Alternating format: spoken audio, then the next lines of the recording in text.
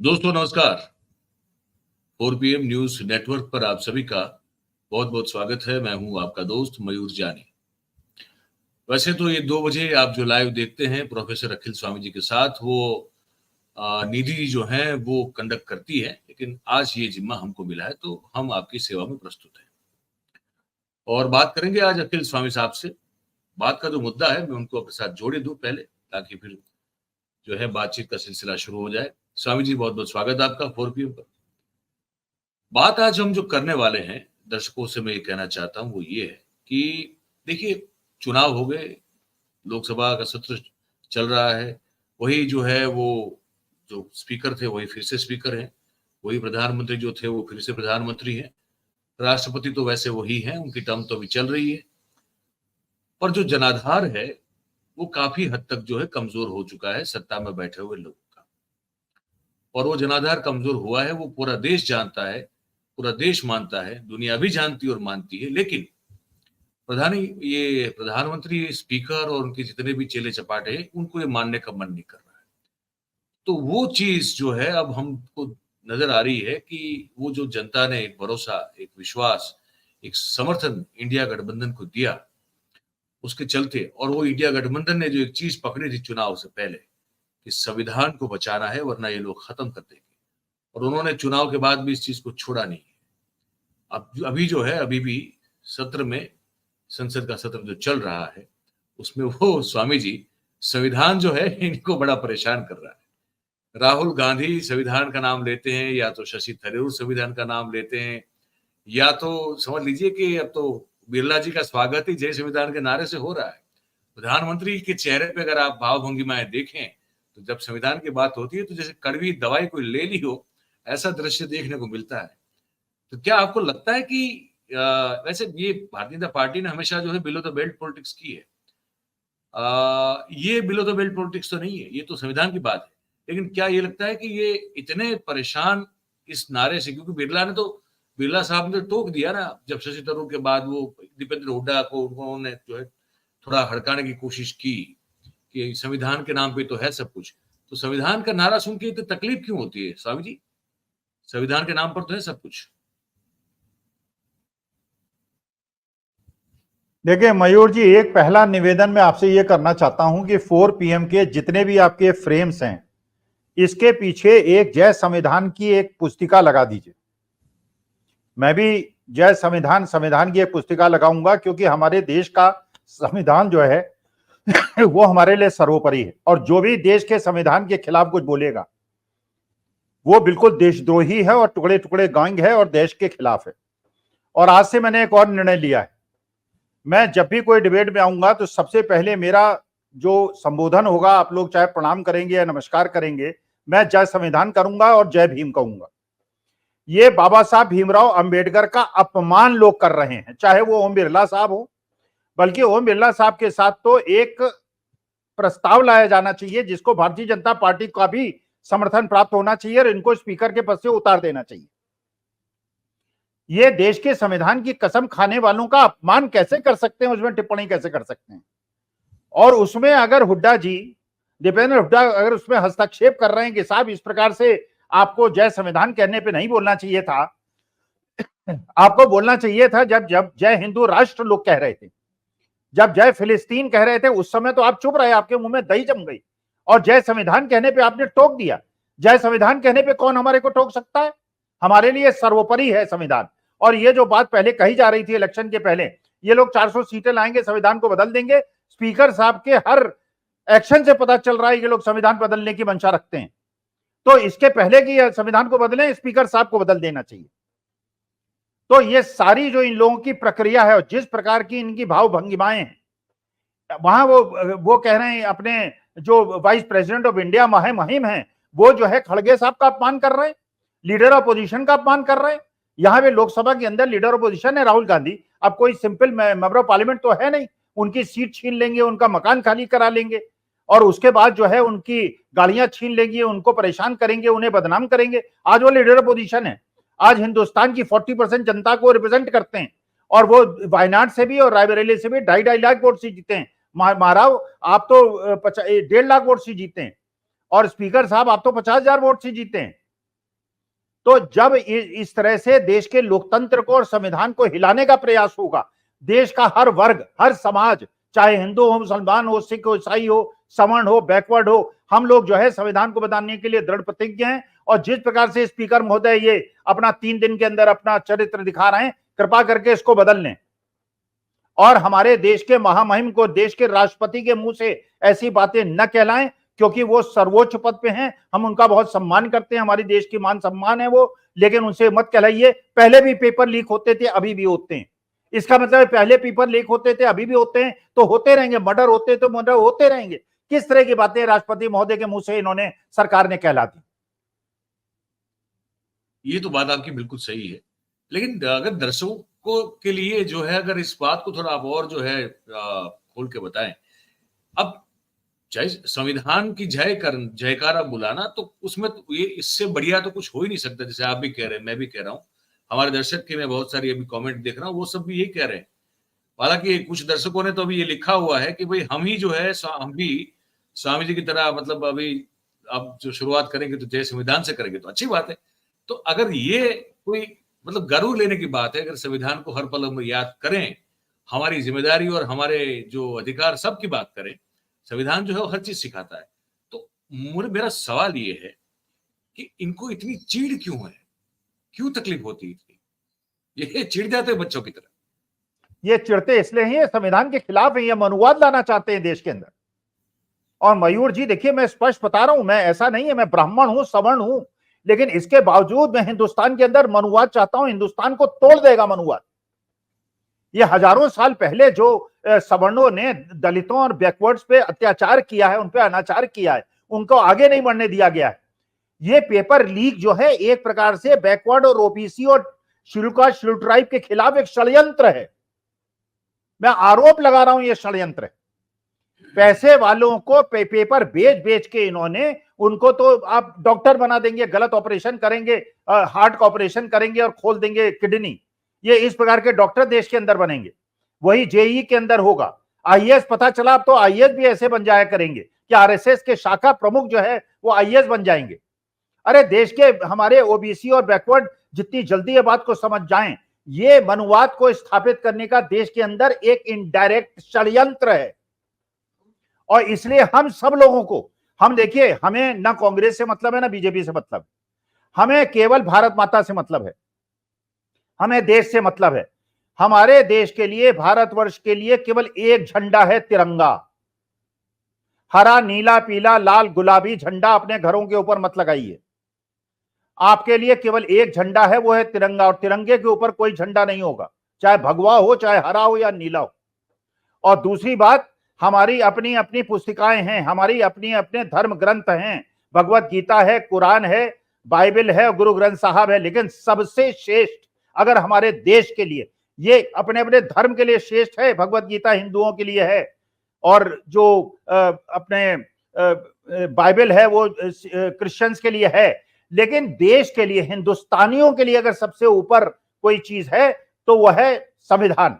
और जिस प्रकार संविधान के ऊपर 3 दिन के अंदर आक्रमण हुआ है, इसका माने लल्लू सिंह गलत नहीं कह रहे थे, इसका माने दिया कुमारी गलत नहीं कह रही थी, इस बार हेगड़े साहब गलत नहीं कह रहे थे। ये लोग संविधान बदलना चाह रहे। अरे सेंगोल लगा दिया आपने, बताइए।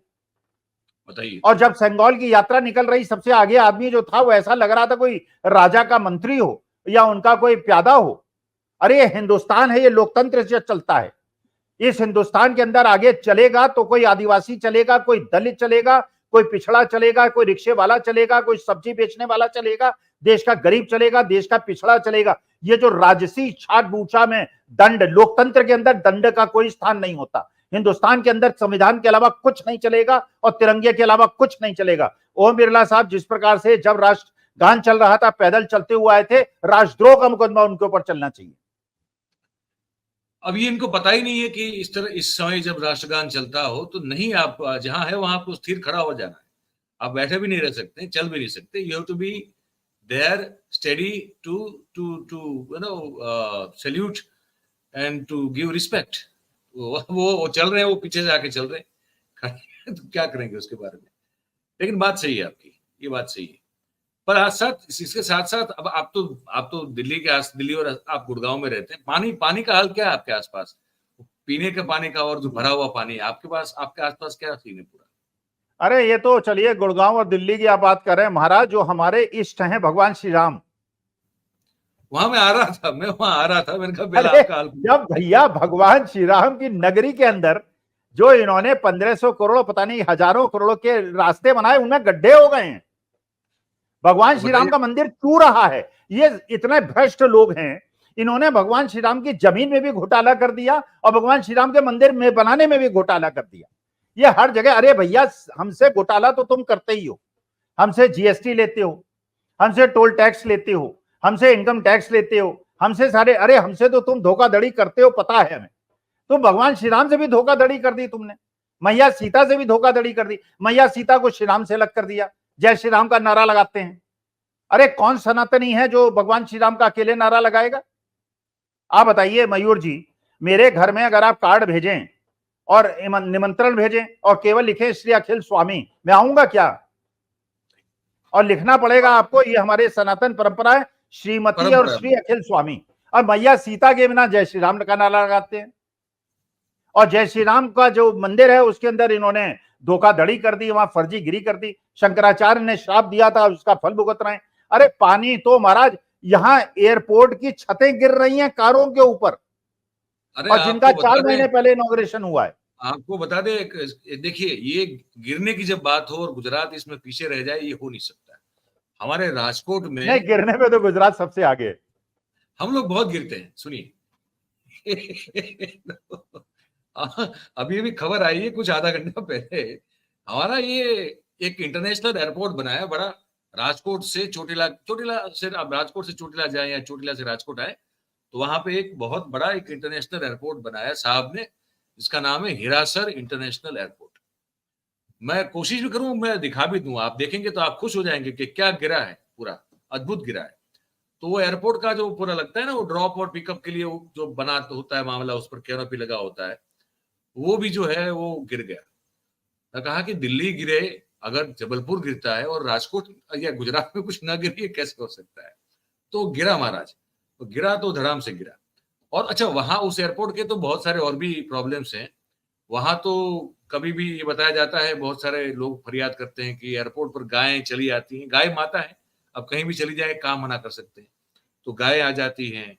वो उसके जो सैनिटेशन के जो इश्यूज हैं वो बहुत गंभीर किस्म के हैं। वो सब तो है, वहां तो गिरे हुए थे, लेकिन फिजिकली भी गिरे। वो कैनोपी और पूरा मामला जो मलबा था पूरा ऊपर से गिरा। अब कोई हताहत नहीं हुई, जान माल की कोई हानि नहीं हुई, ये बात अच्छी है। तो गिरा तो है, लेकिन वो हम गिरते रहते हैं, तो ये भी गिरे। तो मैंने कहा आपको बता दूं, सिर्फ अयोध्या में नहीं, यहाँ भी है सर। अब आप कंटिन्यू कीजिए। नहीं देखिए, वही है, बिहार के अंदर रोज पुल गिर रहे हैं, हाँ, माने एवरी डे। अच्छा, वहां जम्मू एंड कश्मीर के दिन रोज आतंकवादी हमले हो रहे हैं। अच्छा, ये बेशरम लोग आके कह जाते हैं कि साहब हमारे जमाने में आतंकवादी हमले खत्म हो गए। आपने सुना होगा लद्दाख के अंदर हमारे जवान सैनिक वो कर रहे थे, प्रैक्टिस, अभ्यास कर रहे थे। वहां अचानक पानी का स्तर बढ़ा और हमारे जवानों की शहादत हो गई उसके अंदर। अरे इतनी अकल नहीं है, इतना इनको नहीं पता है, इतना इनको, बल्कि आर्मी और एयरफोर्स और डिफेंस फोर्सेस के बाद तो मेट्रोलॉजिकल डिपार्टमेंट की पूरी इंडिकेशंस रहती हैं। अचानक पानी का स्तर बढ़ा और हमारे जवान बेचारे बिना संघर्ष किए और बिना चीनियों को मारे मर गए। हर जगह टूट रही हैं, सड़कें टूट रही हैं, ब्रिजेस टूट रहे हैं। अटल ब्रिज बनाया है, उसका जहां ये उद्घाटन कर देते हैं। मैं तो भगवान से एक प्रार्थना करता हूं, मयूर जी आप भी कर लीजिए, ये पुराना संसद तो 100 साल में टूटा नहीं, कहीं ये नया संसद ना टूट जाए। अब वो, हाँ, वो डर रहता है, वो चिंता होती है, जिस तरह से चीजें जो तकला दी बड़ी। अच्छा, विपक्ष को निकाल दे, उसके बाद टूटे टाटे तो ठीक है।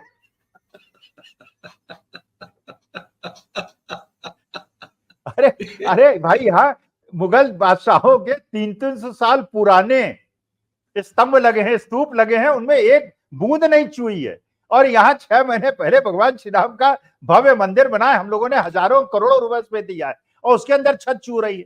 उसमें कोई ड्रेनेज का कोई सिस्टम नहीं है, वो पानी अंदर बह रहा है बिल्कुल पूरे परिसर में। वहां रेलवे स्टेशन में पानी भरा पड़ा है पूरा। आज मैं आ रहा था, अभी मैं दिल्ली गया था घूमने, अरे भाई साहब इतना पानी भरा हुआ है, बसें डूब रही हैं। तो और एक दिन का पानी बरसा है ये केवल। बोट लेके यातायात करना चाहिए, अदरवाइज अच्छा, कर नहीं मुझे पाएंगे। स्विमिंग भी नहीं आती, मुझे स्विमिंग भी नहीं आती। मुझे भी नहीं आती। अरे तो बिना स्विमिंग के आप हिंदुस्तान में रहना होगा तो स्विमिंग को सीखना होगा। ये भारतीय एक जनता दर्शक पार्टी के शासन में, ये पहले नारा नहीं था, लेकिन 10 साल के अंदर अब ये नारा है, अगर हिंदुस्तान में रहना होगा तो स्विमिंग को सीखना होगा, वरना डूब जाओगे। एक दर्शक मुझे पूछ रहे हैं मेरे नाम से कि मयूर जी आपने कितना चंदा दिया राम मंदिर में। तो भाई साहब मैं अपनी बात बता दूं, मैं मंदिरों में यकीन नहीं रखता, मैं मनुष्यों में रखता हूं। मैं कहीं किसी मंदिर में 1 रुपया भी चंदा नहीं देता। अब मुझे आपका पता नहीं, तो दर्शक है नहीं, मैं उनका बता पता देता हूं, नहीं। मैं बता देता हूं। मेरे पिताजी ने विश्व हिंदू परिषद को 30 साल पहले 1,000 रुपए दिया था। जी 30 साल पहले। तो हम 4 भाई बहन हैं, तो मेरा 250 रुपए का हिस्सा बनता है। तो 250 रुपए के हिस्से में इंटरेस्ट लगा लीजिए तो करीब 1,500 रुपए हो जाएगा। कंपाउंडिंग कर लीजिए। 15 लाख मुझे वैसे ही मिल रहे हैं 2014 से। उसमें अगर इंटरेस्ट मिला लीजिए वो करीब 25 लाख होता है। अच्छा, मैंने खुद राम भगवान श्री राम के भव्य मंदिर में, कि मेरी औकात उतनी है, मैंने 100 रुपए का चंदा दिया। तो कुल मिला के मेरे को करीब 28 लाख रुपए मैंने भारत सरकार को जो दे बनता है मुझे देना है। तो मानिए मोदी जी मुझे 28 लाख रुपए दे दें। अगर कहीं लगता है कि वो 8,500 एडजस्ट करना है, कर करा के करीब 25-26 लाख तब भी मेरा बनेगा, मुझे दे दें।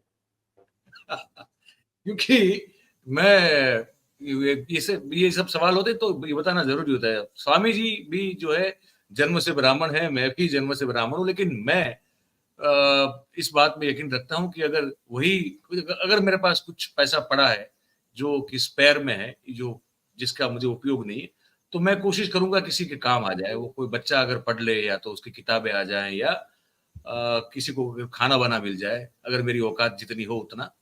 मंदिर में मैं कभी चंदा वंदा दान वान नहीं देता। तो सिर्फ ये स्पष्टता कर दे कि ये फिर से ये सवाल ना आए। जी जी जी। नहीं, एक चीज आपके श्रोता दर्शकों के लिए मैं बिल्कुल स्पष्ट कर दूं। मेरे घर में स्ट्रीट डॉग्स के लिए रोज सुबह 4 बजे से खाना बनता है। जी आपने बताया था मुझे। और दिन भर हम लोग स्ट्रीट डॉग्स को खाना खिलाते हैं।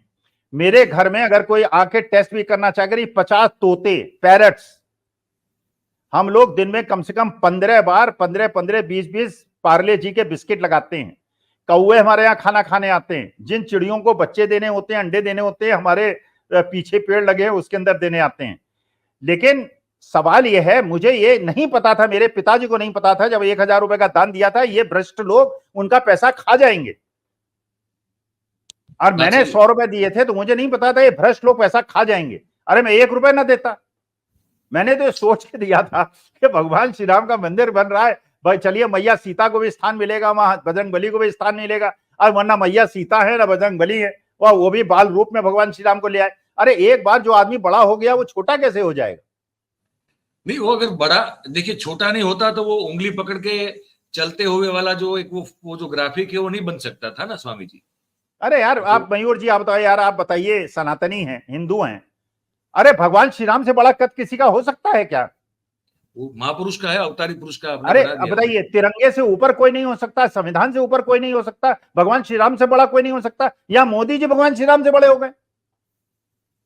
अरे ये तो सनातन धर्म का रोज अपमान होता है, और हम जैसे असली सनातनियों को इतनी इतनी लज्जा आती है। ये सनातन धर्म को बदनाम कर दिया पूरे विश्व के अंदर इन्होंने। बात सही है। तो अब जब ये स्थिति हो, फिर अब वो मूल मुद्दे पे आ जाते हैं। अब ये तो देखिए, वो 500 कहते हैं कि 500 साल तक राह देखी, उसके बाद राम को लाए, और राम को लाए तो राम को डुबो दिया, है ना, पूरा शहर डुबो दिया। अब ऐसे जब मानसिकता वाले लोग हों स्वामी जी, तो फिर स्वाभाविक सी बात है कि इनको संविधान, और वैसे भी आप देखिए इनको संविधान के प्रति मान सम्मान तो कब रहा ही नहीं कभी। तो उनसे तो क्या उम्मीद रखे कि ये संविधान को कुछ माने कि। और आपको याद होगा, दर्शकों को भी याद होगा, ये जब पहली बार भी आए थे तब भी उन्होंने कहा था कि इस देश में इतने सारे सड़े हुए पुराने गले हुए कानून है कि संविधान में से हमने जो है कुछ आंकड़ा भी दे दिया था कि इतने हजार कानूनों को हमने उड़ा दिया। तो तब से वो तो वैसे तो कह ही रहे हैं, हम लोग जो है समझने में, शायद हम लोग मतलब देशवासी जो है वो शायद इस चीज को समझने में देर कर दिए कि इनका संविधान से कोई लेन देन है नहीं। देखिए, संविधान की मूल भावना यह है कि जो दबे कुचले लोग हैं, जो पीड़ित लोग हैं, जिनके ऊपर उन्हें उभरने का मौका नहीं दिया, उन्हें ऊपर उठाया जाए। यह संविधान की मूल भावना है। आप खुद सोचिए, प्राइवेटाइजेशन कर करके इंदिरा गांधी ने क्या किया था? जिन इंदिरा गांधी को ये गाली देते हैं, इंदिरा गांधी ने हर चीज को नेशनलाइज किया था। उन्होंने प्रिवी पर्स को खत्म किया था, राजा महाराजाओं के प्रिवी पर्स को खत्म किया था, प्राइवेट बैंक्स को नेशनलाइज किया था। उन्होंने पीएसयू पंडित नेहरू ने और इंदिरा गांधी ने इसलिए बनाए थे कि शेड्यूल कास्ट शेड्यूल ट्राइब को, बैकवर्ड्स को नौकरियां दी जा सके। ये नहीं समझते लोग। और असल में इन्होंने प्राइवेटाइज करके जो संविधान की मूल भावना है उसको ही खत्म कर दिया। अब रिजर्वेशन कैसे होगा अगर प्राइवेटाइज हर चीज हो जाएगी? अब तो ये ठेके में हर चीज देते हैं, अब तो नौकरी भी नहीं देते, अब तो कॉन्ट्रैक्ट पे देते हैं, तो वहां रिजर्वेशन कैसे होगा? लेकिन OBC schedule caste schedule tribe इसको समझ नहीं पा रहे हैं। हम तो समझाने की कोशिश कर रहे हैं, इसके बावजूद कि हम सवर्ण हैं, हमको रिजर्वेशन नहीं मिल रहा है। लेकिन राष्ट्रहित में हम चाहते हैं कि जिन लोगों को आगे बढ़ने का मौका नहीं मिला, गरीब लोगों को आगे बढ़ने का मौका नहीं मिला, पेपर लीक करके अमीरों को पेपर बेच के गरीबों के रास्ते को बंद मत करो। ये कर रहे हैं, ये तो बिल्कुल एक प्रकार से संविधान को खत्म करने पे उतारू हैं। जनता जाग जाए, अभी थोड़ी जागी है 2024 में, जितनी जल्दी जाग जाए और जितनी जल्दी देश को उसी बाबा साहब भीमराव अम्बेडकर और महात्मा गांधी और जयप्रकाश नारायण और डॉक्टर राम मनोहर लोहिया के दिखाए हुए रास्ते पे ले चले, गोडसे के रास्ते पे देश नहीं चलेगा। बात बिल्कुल सही है सर, क्योंकि अब देखिए ना, ये उत्तर प्रदेश में अब ये बताया जा रहा है कि पुलिस भी जो है वो भी आउटसोर्स होगी। अब आउटसोर्स होगी पुलिस तो कैसे काम करेगी? उससे क्या आप जवाबदेही रख पाएंगे? क्या उम्मीद कर सकते हैं? नहीं तो अडानी जी को पूरे देश को लीज पे क्यों नहीं दे देते? भाई आप पूरा देश जो है, मोदी जी कहें मैं प्रधानमंत्री हूं और मैंने सब कुछ लीज पे दे दिया, Adani will run my company on lease, I am the lessor and he the lessee, और एक कॉन्ट्रैक्ट कर लीजिए और अडानी जी चलाएं पूरे देश को। हर आदमी को 15,000 से ऊपर किसी को तनख्वाह ना दें, और हर यूनिवर्सिटी के वाइस चांसलर और प्रोफेसर जो हैं वो आरएसएस के शाखा में जाने वाले लोग बने, और सारे पेपरों को भेज दिया जाए। अमीरों और जो 25 लाख और 50 लाख में पेपर खरीद सके वो डॉक्टर बने और इंजीनियर बने। गरीबों के रास्तों को रोक दीजिए, रिजर्वेशन को खत्म कर दीजिए, यही तो आप चाह रहे हैं। लेकिन देश की जनता को अभी समझ में नहीं आ रहा है, क्योंकि इन्होंने एक काल्पनिक शत्रु इस्लाम और मुसलमानों को बना दिया है। और लोग जो है वो जो मूर्ख हैं, जिन्हें अकल नहीं है, वो ये समझ के, ये उन्हें पता नहीं है कि अकबर के जो बादशाह के जमाने में 9 रत्न होते थे, उसमें 4 हिंदू थे। राणा प्रताप के जो सेनापति थे वो मुसलमान थे, अकबर के सेनापति हिंदू थे, शिवाजी के सेनापति मुसलमान थे। नहीं पता इनको बहकाया गया है व्हाट्सएप के माध्यम से, झूठा प्रचार करके, ये मुसलमानों के खिलाफ षड्यंत्र करके, और मुसलमानों के ओवैसी साहब जैसे लोगों ने हिंदुओं के खिलाफ बोल बोल के हिंदुस्तान को 2 भागों में बांट दिया है। हम लोग देश प्रेमी लोग हैं, भारत को प्यार करने वाले हैं, इसलिए इन लोगों का विरोध करते हैं। हमारे लिए 142 करोड़ लोग सब एक समान हैं। केवल दुष्ट है जो वो हैं ललित मोदी और नीरव मोदी, मेहुल चोकसी जी जैसे लोग, और हमारे लिए ब्रिगेडियर उस्मान अब्दुल हमीद अच्छे लोग। बिल्कुल सही बात है। स्वामी जी, एक सवाल आपसे पूछने का मन हो रहा है कि आपको क्या लगता है कि अब जैसे ये सत्र जब तक चलेगा, अभी तो फ्लोर टेस्ट होना बाकी है, वैसे अभी फ्लोर टेस्ट तो हुआ नहीं है, वो भी बाकायदा होना है। अब जो आप कोalition की सरकार है तो आपको तो साबित करना पड़ेगा ना कि भाई हाँ हमारे पास बहुमत है। वो तो अभी हुआ नहीं, वो होगा अभी। इस दौरान ये जिस तरह से इंडिया गठबंधन जो है, एक अभी 3 दिन से तो लग रहा है कि बड़ी एक सशक्त और मजबूत एक जो है वो भूमिका में दिखाई दे रहा है, मतलब कि वो बिल्कुल अड़ा हुआ है। आने वाले दिनों में जो संसद का सत्र है, उसमें आपको क्या लगता है कि अगर विपक्ष को देश की जनता की आवाज का प्रतिनिधित्व अगर और मजबूती से करना हो तो और क्या-क्या करना चाहिए? देखिए, जिस प्रकार से दोनों स्पीकर्स ने अपनी कार्यप्रणाली को दिखाया है, जिस दिन इनके यहां बहुमत सिद्ध करना होगा, ये 50 मेंबर ऑफ पार्लियामेंट को छींकेगा, कहेंगे आपने छींका, अवमानना की, यू आर सस्पेंडेड। कोई जो है टेढ़ा बैठ जाएगा, कहेंगे you are insulting the constitution sabha, you are insulting the chair, get out. ये 50 लोगों को बाहर कर देंगे और बहुमत जिता देंगे। अरे पिछले 10 साल में हुआ ही यही है। ऐसे ऐसे कानून पास करा दिए गए, 1 घंटे के अंदर पास करा दिए गए, अपोजिशन वालों को बाहर निकाल के करा दिए गए। अरे स्पीकर महोदय, आप अंपायर हैं। क्रिकेट मैच फेयर कैसे होगा जबकि हम 11 खिलाड़ियों के साथ खेल रहे हैं, यहाँ 12 खिलाड़ियों के साथ खेल रहे हैं, अंपायर आपके साथ है, अंपायर आपके साथ मिला हुआ है। वो लीडर अपोजिशन से बदतमीजी कर रहा है, शर्म आनी चाहिए। कैबिनेट रैंक का पद है, आप राहुल गांधी के माइक को म्यूट करा देते हैं, आप दीपेंद्र हुड्डा का अपमान कर देते हैं, आप जो बरेली का मेंबर ऑफ पार्लियामेंट है उसे नहीं टोकते हैं, आप ओवैसी साहब को नहीं टोकते हैं, आप संविधान के खिलाफ बोलते हैं, आप राष्ट्रगान में चले हुए चलते हैं। तो ऐसे जब अगर चलेगा तो भैया कैसे संविधान बचेगा और कैसे लोकतंत्र बचेगा? तो मैं तो कोई कल्पना नहीं करता हूं, ये तो बिल्कुल, मैंने तो इमरजेंसी देखी है, मैं तो जवानी में इमरजेंसी में था और मैंने तो इमरजेंसी का विरोध किया था। जयप्रकाश के आंदोलन में बहुत सारा कंट्रीब्यूशन भी दिया था, नई नई नौकरी लगी थी, आधी तनख्वाह दी थी। लेकिन आज के तारीख में इमरजेंसी में जितनी बुरी हालत थी उससे 10 गुने ज्यादा बुरी हालत। आप ये कह रहे हैं कि उस समय जो बुरी हालत थी उससे 10 गुना बुरी हालत अब है, ये बात भी सही है। हाँ, क्योंकि आपने वो दौर देखा हुआ है। मैं तो उस समय सिर्फ 3 साल का था, तो मुझे तो कुछ याद नहीं, लेकिन आप तो नहीं, मैं तो भरपूर जवानी में था, एमबीए कर रहा था। बिल्कुल, यही तो कह रहा हूं, तो आपने तो देखा हुआ है। लेकिन एक आखिरी बात जो मैं आपसे समझना चाहता हूं इस कार्यक्रम में, वो ये है कि जैसे आपने कहा कि ठीक है, वो आप छींकोगे तब भी आपको बाहर कर देंगे, आप आड़े टेढ़े अगर कुछ बैठ लिए तब भी इनकी मर्जी आपको बाहर कर देंगे। ये सब बाहर तो कर देंगे वो, ठीक है। और क्योंकि अब इनको ना कोई कानून का ना कोई रूल, मतलब कल खड़गे साहब का मैं देख रहा था, वो बड़े पीड़ित होकर कह रहे थे कि ये मतलब बोले कॉन्स्टिट्यूशन तो हम इनको, रूल्स और रेगुलेशन तो हम अच्छे से जानते हैं, हम इनको समझा रहे थे कि भाई हम सही है, लेकिन बोले सुनने के लिए तैयार ही नहीं है। जब सुनने के लिए तैयार ही नहीं रहेंगे स्वामी जी, तो कुछ भी कर ले, फिर तो भले ही कमजोर बहुमत से बैठे हो, लेकिन फिर भी करेंगे तो अपनी मनमानी, तो इसको तो आप कैसे रोक पाएंगे? मयूर जानी जी, दीपेंद्र हुड्डा के बाबा जी कॉन्स्टिट्यूएंट असेंबली के मेंबर थे जी। दीपेंद्र सिंह हुड्डा 5 बार के सांसद हैं, चाहे राज्यसभा और लोकसभा को गिन लीजिए तो, और ओम बिरला साहब तीसरे बार के सांसद हैं। दीपेंद्र हुड्डा उनसे सीनियर हैं। जिस बदतमीजी से बात की गई है दीपेंद्र हुड्डा से, और वो सांसद हैं, 2.5 लाख वोट से जीते हैं, जिस तरह से दुत्कार के उनसे बात की गई है, बैठ जा मुझे राय मत दे, ये तरीका है बात करने का। ये हम लोग जो है सीखते हैं। मैं शिक्षक हूं मयूर जी, अगर क्लास में बदतमीजी करूंगा बच्चे भी बदतमीजी करेंगे बाहर जाके। मर्यादाओं का परिलक्षण होता है सभापति और राष्ट्रपति और प्रधानमंत्री और लीडर अपोजिशन से। आपने राहुल गांधी को बदतमीजी या खड़गे साहब को कभी बदतमीजी से बोलते हुए सुना है? सभापति को ऐसे बोलना चाहिए एक सम्मानित सांसद से। और कैसे इन्होंने उन्हें थरूर साहब को टोक दिया। अरे ठीक है, थरूर साहब की आपको बराबरी करनी है, चलिए अंग्रेजी में एक डिबेट करा लीजिए 4 PM और फिर डिक्शनरी लेके बैठेंगे, समझ में नहीं आएगा थरूर साहब बात क्या कर रहे हैं। नहीं, वो सब वो नहीं करते ना। वो तो ऐसे एयरपोर्ट बनाते हैं जो गिर जाए, ऐसे रास्ते बांधते हैं जो जल्दी से टूट जाए, ऐसे मंदिर बनाते हैं जहां पे रूफ पर जो है ऊपर से पानी का लीकेज हो जाए। ये सब बातें, इसमें कंपटीशन कीजिए इससे। ये इतना गिर के बताइए आप गिर सकते हैं क्या? नहीं गिर सकते।